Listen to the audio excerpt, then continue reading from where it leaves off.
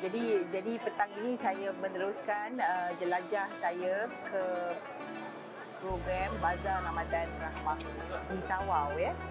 Selepas kita melancangkan pada awal Ramadan di Selangor, kemudian kita pergi ke beberapa negeri lagi ya, dan ini di Sabah, Tawau, Sabah.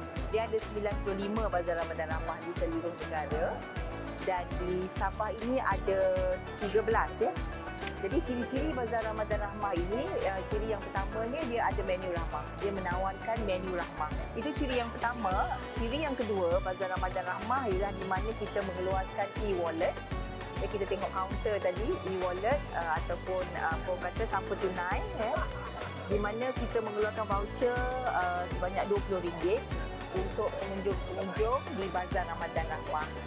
Dan ciri yang ketiga di Bazar Ramadan Rahmah ialah apa yang kita baru lancarkan ataupun My Safe Food.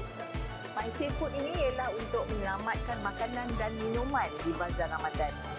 Dan KPDN melibatkan kita punya gerakan pengguna siswa.